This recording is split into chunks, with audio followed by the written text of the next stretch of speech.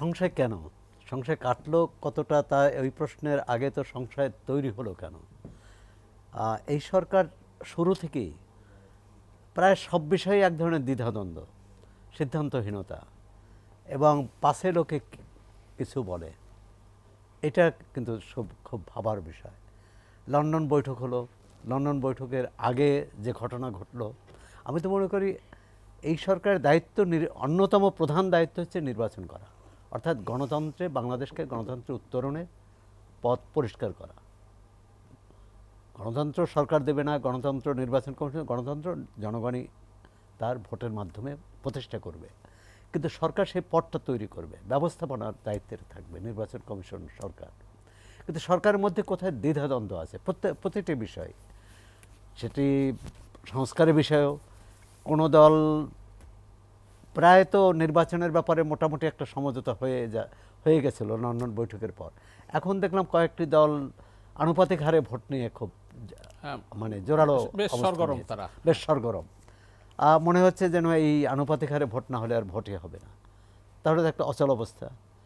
এটা আবার কোনো দলের দেখলাম যে জামাত ইসলামের একজন নেতা বললেন যে না, এটা তাদের দলীয় এজেন্ডা, দলীয় দাবি নিয়ে জনগণের কাছে যাবে, এবং তারা বলছে ফেব্রুয়ারিতে নির্বাচনে তাদের আপত্তি নেই। এবং এটাও এক ধরনের বলা যে বর্তমান পদ্ধতিতে নির্বাচন মেনে নিচ্ছে। যারা বলেছে যে আনুপাতিক হারে ভোট চাইছেন, অর্থাৎ সেটা কিন্তু একটা বিরাট একটা জটিল এবং দীর্ঘ প্রক্রিয়ার বিষয়। তারাই আবার 296টি আসনে সম্ভাব্য প্রার্থীর নাম ঘোষণা করেছে। আবার যারা এই নির্বাচন কমিশনের অধীনে নির্বাচন করবেন না বলছেন, তারা দেখা যাচ্ছে পদযাত্রার নামে কিন্তু এলাকায় যে জেলায় যে তাদের জনসংযোগ তো করছি, তাদের সম্ভাব্য প্রার্থীর নাম বলছেন। সুতরাং এক ধরনের রাজনৈতিক দলগুলো এগুলো কৌশল হতেই পারে, একে অপরের সমালোচনা করবে, নিজের মহিমা প্রচার করবে, এগুলো ঠিক আছে, কিন্তু সরকারের তো একটা অবস্থান থাকবে। সরকার কে কি বলল এদিকে না তাকিয়ে তার উচিত যে সঠিক কোনটা, ন্যায্য কোনটা। রোজার মাসের নির্বাচন হওয়া সম্ভব না। আচ্ছা, দ্বিতীয় হচ্ছে যে এই যুক্তি মেনেই কিন্তু লন্ডন বৈঠকে মোটামুটি সিদ্ধান্ত হলো ফেব্রুয়ারি, এবং যে দুটি বিষয়ে বলেছে যে দৃশ্যমান অগ্রগতি হলে বিচার এবং সংস্কার, দুটো ক্ষেত্রেই কিন্তু দৃশ্যমান অগ্রগতি আছে। বিচার প্রক্রিয়া শুরু হয়েছে এবং সংস্কারও একটা বলবো যে চূড়ান্ত সমঝোতার কাছাকাছি অনেকগুলো বিষয়ে কিন্তু ঐকমত্য হয়েছে, এবং বাকিগুলো হয়ে যাবে। আর সবগুলো কিন্তু নির্বাচনের সঙ্গে সংযুক্ত। আমরা সংস্কার নিয়েও আলোচনা করব। সংস্কার এবং প্রস্তুতি শেষ হলে রোজার আগে বা ফেব্রুয়ারিতে নির্বাচন, না হলে এপ্রিলে, এই বক্তব্যের আজকের বক্তব্য এরকম না, গতকাল সেটা হয়েছে প্রধান উপদেষ্টার প্রেস সচিব সংবাদ সম্মেলনীতে বলেছেন। না, এটা তো অনেক আগের কথা, কিন্তু কালকে আমরা প্রথম আলোতে যে খবর সেটা হচ্ছে যে প্রধান উপদেষ্টা বলেছেন, তার বরাতে বলা হয়েছে ডিসেম্বরের মধ্যে যে ফেব্রুয়ারি অথবা এপ্রিলে নির্বাচন। এবং প্রধান উপদেষ্টা এখানে তো যদি কিন্তু সুযোগ নেই, কিন্তু প্রধান উপদেষ্টা ডিসেম্বরের মধ্যে নির্বাচনের প্রস্তুতি কাজ শেষ করতে বলেছে। এখন শেষ করার অর্থ কি? শেষ করার অর্থ আবার তো নতুন আবার কিছু যোগ করার থাকে না। এখন সেটা করতে পারবে কিনা বা করার সক্ষমতা আছে কিনা, সক্ষমতা না থাকলে তৈরি করতে হবে, আর সক্ষমতা থাকলে সেটা বাস্তবায়ন করতে হবে। এখন কোথায় কোথায় ঘাটতি, মান্না ভাই তো একটা কথা বললেন যে পুলিশ, এখন পুলিশের ক্ষেত্রেও কিন্তু সরকারের দৃষ্টিভঙ্গি এক নয়। আপনি পাটগ্রামে যে অবস্থান নিল সরকার, যে সেখানে বিএনপির স্থানীয় নেতাকর্মীরা 2জন আসামিকে ছিনিয়ে নিয়েছে, তাদের বিরুদ্ধে ব্যবস্থা নেওয়া হয়েছে, মামলা হয়েছে এবং গ্রেপ্তার করেছে। কিন্তু পটিয়ায় কিন্তু সেটা হলো না। পটিয়ায় এখন অন্তর্বর্তী সরকার, রাজনৈতিক সরকার, বিশেষ করে গত 15 বছর যে সরকার ছিল আওয়ামী লীগ সরকার, তো পুলিশ, র্যাব ইত্যাদি বাহিনীকে দিয়ে অন্যায় কাজ করিয়েছে, আইন বহির্ভূত কাজ করিয়েছে, বেআইনি কাজ করিয়েছে। এখনও কি সেটি করবে? তাহলে অন্তর্বর্তী সরকার কেন? তাহলে এত বড় অভ্যুত্থান কেন? এতগুলো মানুষ জীবন দিল কেন? পটিয়ার ঘটনা কিন্তু আমাদের খুব শঙ্কিত করে, যে তাহলে আইনশৃঙ্খলা রক্ষাকারী বাহিনীকে আমরা বলছি যে তারা বিগত সরকারে আমলে অনেক অন্যায়ের সঙ্গে জড়িত ছিল, অনেক অপকর্ম করেছে, এ কারণে তারা এখনও পেশাদারি হতে পারেনি। কিন্তু পেশাদারি হতে গেলে যদি তারা বাধার সম্মুখীন হয়, যদি তারা অপদস্থ হয় এবং প্রত্যাহার হতে হয়, তাহলে অন্যরাও তো এই বার্তাটা পাবে। এবং এটি আওয়ামী লীগের 15 বছর দেখেছি, তার রাজনৈতিক সরকারের সময়ও দেখেছি। কিন্তু এই সরকারের সময় কিন্তু এটা প্রত্যাশিত নয়, কোনোভাবেই নয়।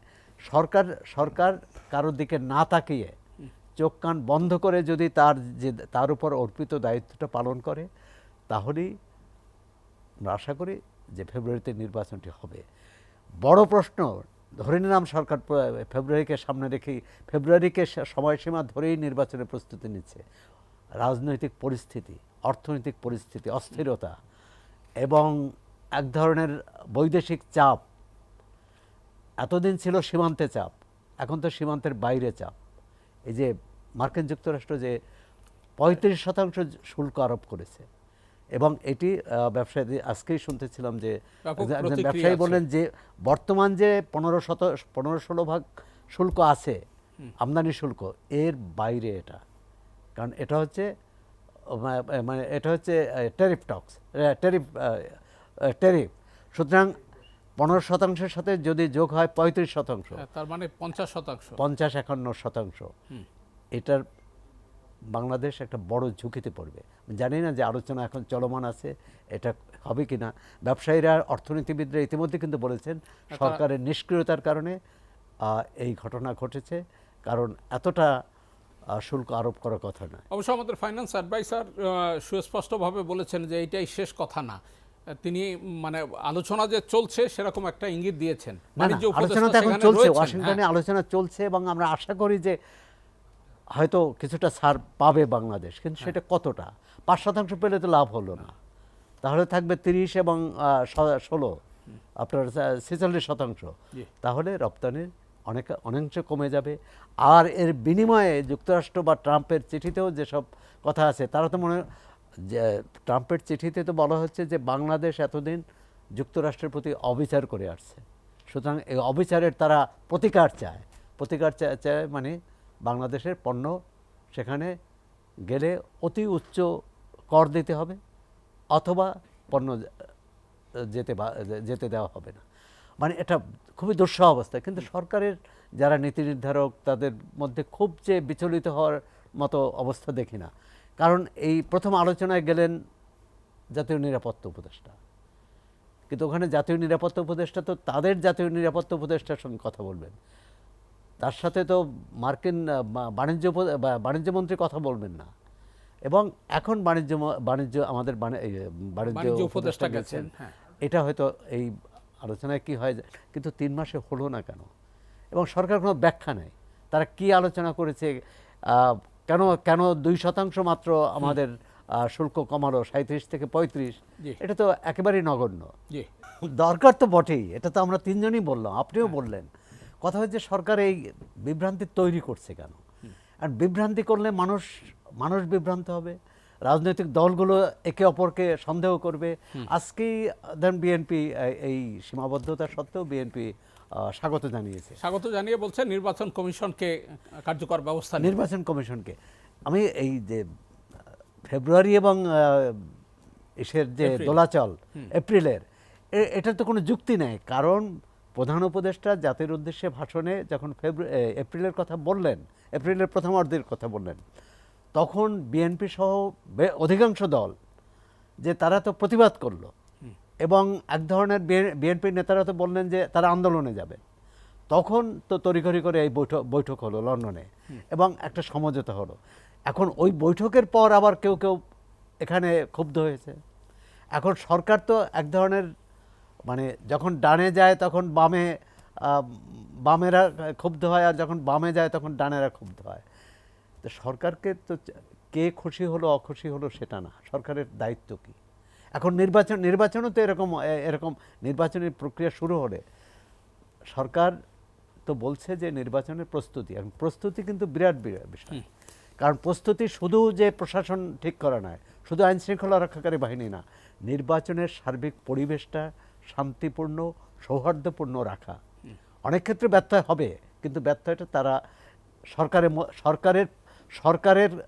সরকারের যে মেশিনারিজ, সরকারের যে প্রশাসন যন্ত্র, তার দ্বারা না হয়।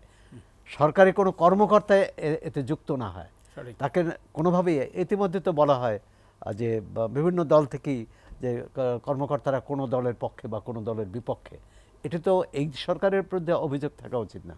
আর নির্বাচনের তারিখের বিষয়ে বলি, সেনা সমর্থিত সরকারের যে প্রধান উপদেষ্টা ছিলেন, তিনি কিন্তু বলেছিলেন যখন এই নির্বাচন নিয়ে দ্বিধাদ্বন্দ্ব, নানা রকম কি বলে দোলাচল এবং বিতর্ক চলছিল, আর ওই সরকারটাতে চালিয়েছিল আসলে সেনাবাহিনী, উনি দৈনন্দিন কাজ চালিয়েছেন। জি। তারপরও তখনকার প্রধান উপদেষ্টা কিন্তু বলেছিলেন 31শে ডিসেম্বরের পর আমার সরকার আর থাকবে থাকবে না। না। তো এরকম একটা বার্তা দিয়ে দেখ, একটা ডেডলাইন দিয়ে দেন। একটা যে 15 তারিখের মধ্যে নির্বাচন হবে, পরবর্তীকালে তফসিল নির্বাচন কমিশন করুক। রাইট। কিন্তু সরকার তো সেটা দিচ্ছে না। এই না দেওয়ার কারণেই কিন্তু নানা রকম সংশয়, সন্দেহ, জিজ্ঞাসা, প্রশ্ন এটা দানা বাঁধছে। এগুলো দানা বাঁধছে।